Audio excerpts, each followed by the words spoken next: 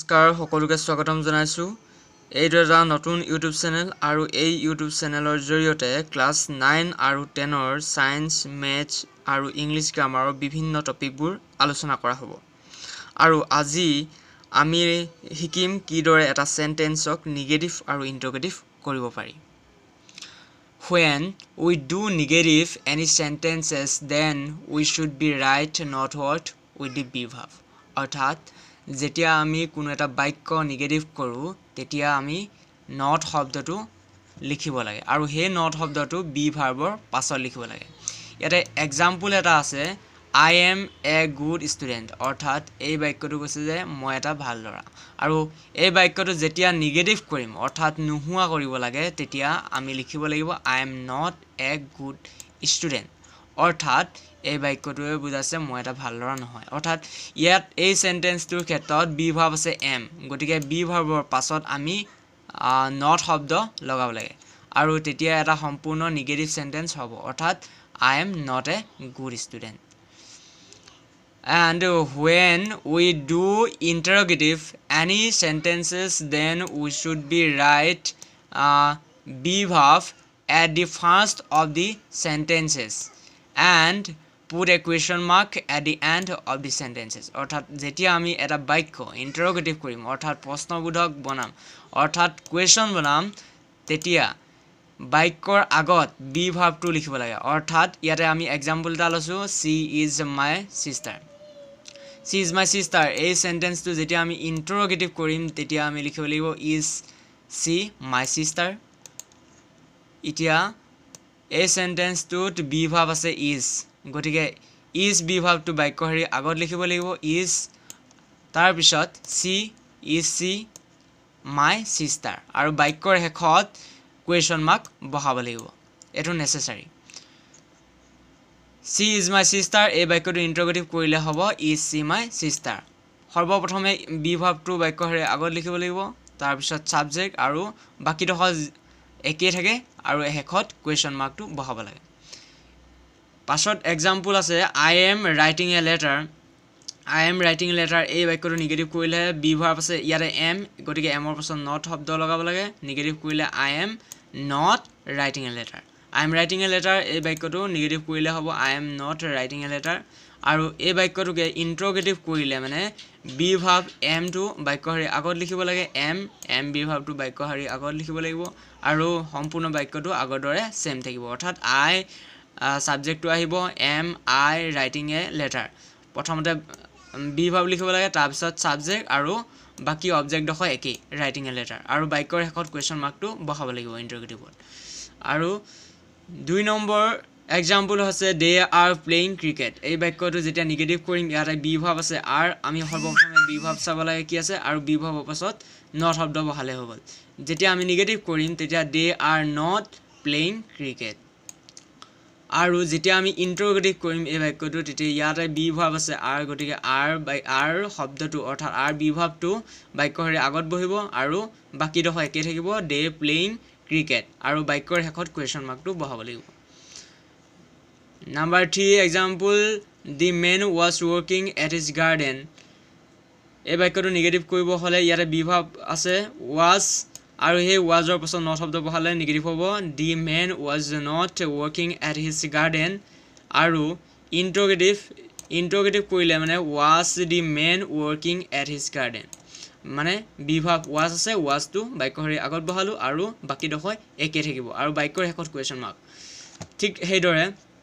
they were going to college এই বাক্যটো negative কৰিব হলে বি ভাৰ্ব আছে were গতিকে they were not going to college আৰু ইন্টাৰোগেটিভ কৰিব হলে were বি ভাৰ্বটো আগত আহিব were they going to college আৰু বাক্যৰ শেষত question mark ঠিক হেদৰে I have done my homework I have not done my homework আৰু ইন্টাৰোগেটিভ কৰিলে have I done my homework আমি এতিয়ালৈকে বুজি পালো যে কোনো এটা বাক্যত যেতিয়া বি ভাৰ্ব থাকে বি ভাৰ্বৰ পাছত not শব্দ যোগ কৰি আমি বাক্যটো নেগেটিভ কৰিব পাৰো আৰু সেই বাক্যটো ইন্টাৰোগেটিভ অৰ্থাৎ প্ৰশ্নবোধক কৰিবলৈ হলে কোৱেশ্চন বনাবলৈ হলে সেই বাক্যটোৰ বি ভাৰ্বটো যি থাকে সেই বি ভাৰ্বটো বাক্যৰ আগত লিখিব লাগে আৰু কোৱেশ্চন মাৰ্কটো বাক্যৰ শেষত লিখিব লাগে কিন্তু যেতিয়া কোনো এটা বাক্যত বি ভাৰ্ব নাথাকে when the sentences have not any be verb, then we can use do or does. We can use do or does only present indefinite tense.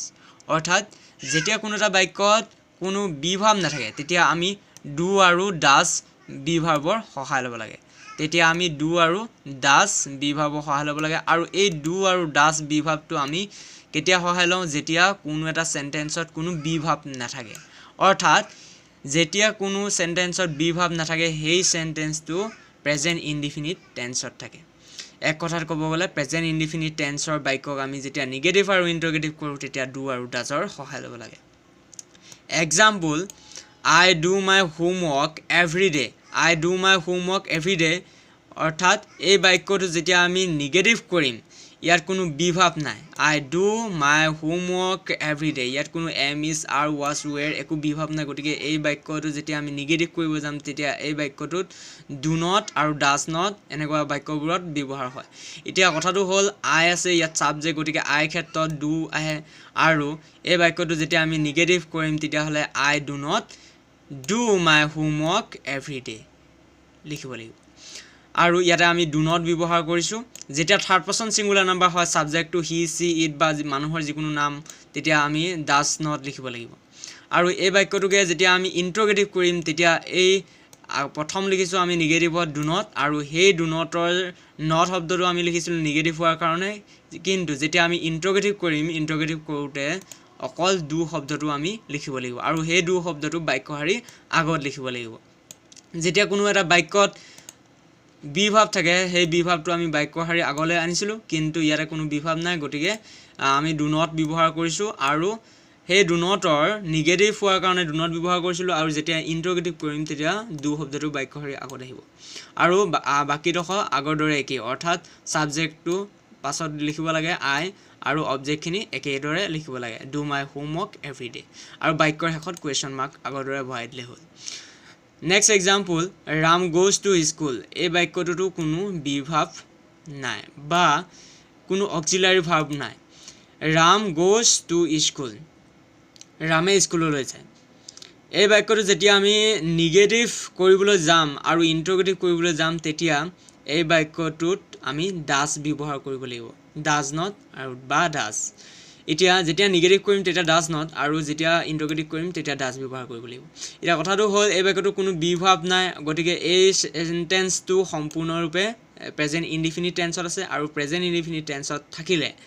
বাক্যটো আমি কোনটো পাৰ্সন আৰু কোনটো নাম্বাৰত আছে চাব লাগে। ইয়াতে সাবজেক্ট আছে ৰাম, গতিকে ৰামটো হৈছে থাৰ্ড পাৰ্সন আৰু সিঙ্গুলাৰ নাম্বাৰ, গতিকে থাৰ্ড পাৰ্সন আৰু সিঙ্গুলাৰ নাম্বাৰ হ'লে অৰ্থাৎ মানুহৰ নাম হি সি এনেকৈ থাকিলে সাবজেক্টটো তেতিয়াহ'লে আমি does not ব্যৱহাৰ কৰোঁ। সেইবাবে Ram does not go to school আৰু এই does notৰ বদলি যেতিয়া ইন্টাৰগেটিভ কৰিম তেতিয়া does শব্দটো বাক্যশাৰী আগত আহিব। আগতে যিদৰে be verbটো বাক্যশাৰী আগত লিখোঁ ঠিক সেইদৰে ইয়াত does not আছে, গতিকে does notৰ doesটো আমি বাক্যশাৰী আগত লিখিব লাগে আৰু সাবজেক্টটো লিখিব লাগে। তাৰপিছত ৰাম আছে, ৰাম go to school।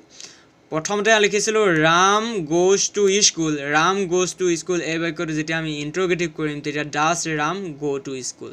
ইয়াত আছিলে goes, ইয়াত হ'ল go। কাৰণটো হৈছে ইয়াত থকা ভাৰ্বৰ লগত যিটো es থাকিব সেই esটো যেতিয়া নেগেটিভ আৰু ইন্টাৰগেটিভ কৰিম তেতিয়া আমি esটো উঠি যাব। অৰ্থাৎ থাৰ্ড যদিহে প্ৰেজেন্ট ইনডিফিনিট টেন্স হয় তেতিয়াহ'লে সেন্টেন্সৰ লগত সেন্টেন্সৰ ভাৰ্বৰ লগত s বা es এটা যোগ হৈ থাকে আৰু সেই s বা esটো যেতিয়া আমি নেগেটিভ আৰু ইন্টাৰগেটিভ কৰিম তেতিয়া সেই ভাৰ্বৰ লগত থকা s বা esটো উঠি যায়। ইয়াতে আমি নেগেটিভ কৰোঁতে Ram does not go to school লিখিছোঁ, অৰ্থাৎ ইয়াতে ৰাম goes to school আছিলে আৰু ৰাম goes to স্কুলত goes আছে আৰু go লগত yes যোগ হৈ আছে, কিন্তু যেতিয়া আমি নেগেটিভ কৰিলোঁ Ram does not go to school অৰ্থাৎ goes নাই লিখা ইয়াত লিখিব লাগিব go লিখিব লাগিব। অৰ্থাৎ ভাৰ্বৰ লগত থকা esটো উঠি গ'ল আৰু ইন্টাৰগেটিভটো ঠিক সেইদৰে does শব্দটো বাক্যৰ আগত আহিব আৰু ৰাম go to school আৰু goesৰ লগত যিটো es আছিলে সেই esটো ইয়াতে উঠি যাব। নেক্সট এক্সাম্পল হৈছে দে প্লে ক্ৰিকেট। যেতিয়া আমি এই বাক্যটো নিগেটিভ কৰিম তেতিয়া ইয়াতে আমি they do not play cricket লিখিব লাগিব যেহেতু ইয়াত কোনো বিভাৱ নাই গতিকে আমি ডু নট ব্যৱহাৰ কৰিছো আৰু ইন্টাৰগেটিভ কৰোতে ডু শব্দটো বাক্যৰ আগত যাব ডু দে প্লে ক্ৰিকেট আৰু বাক্যৰ শেষত কুৱেশ্যন মাৰ্কটো বহাব লাগিব 4 নম্বৰ example she comes to our village এই বাক্যটো কোনো বিভাৱ নাই আগৰ দৰে কি ইয়াত আছে সাবজেক্ট সি গতিকে সি টো আছে থাৰ্ড পাৰসন সিঙ্গুলাৰ নাম্বাৰ হলে ভাৰ্বৰ লগত এস বা ইএস এটা যোগ হৈ থাকে আৰু প্ৰেজেন্ট ইনডিফিনিট টেন্সত আছে সেন্টেন্সটো আৰু এই সেন্টেন্সটো প্ৰেজেন্ট ইনডিফিনিট টেন্সত আছে বুলি আমি কিদৰে ধৰিব পাৰো কাৰণ এই সেন্টেন্সটোৰ কোনো বিভাৱ নাই আৰু এটা সেন্টেন্সত যেতিয়া কোনো বিভাৱ নাথাকে তেতিয়া সেই সেন্টেন্সটো প্ৰেজেন্ট ইনডিফিনিট টেন্সত থাকে বুলি আমি ধৰিব পাৰো এতিয়া এই সেন্টেন্সটো নিগেটিভ কৰোতে she does not come to our village হ'ব যেহেতু ইয়াৰ কোনো বিভাৱ নাই গতিকে ইয়াৰে আমি থাৰ্ড পাৰসন সিঙ্গুলাৰ নাম্বাৰ সাবজেক্টটো হয় আৰু সেইভাবে ডাজ নট ব্যৱহাৰ কৰিম আৰু ডাজ নট ব্যৱহাৰ কৰিলে ইন্টাৰগেটিভ যেতিয়া কৰিম তেতিয়া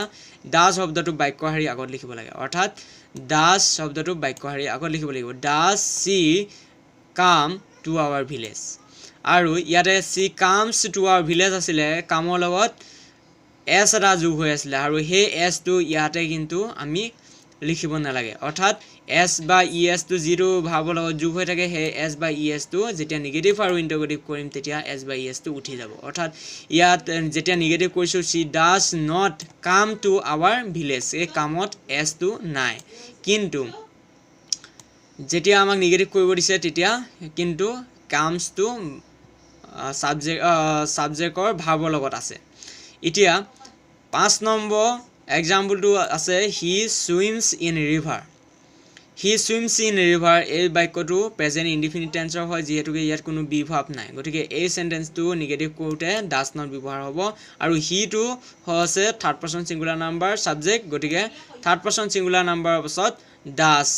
নট লিখিব লাগে she does not swim in river আৰু এই বাক্যটোকে ইন্টাৰগেটিভ কৰিব যাওঁতে does he swim in river লিখিব লাগিব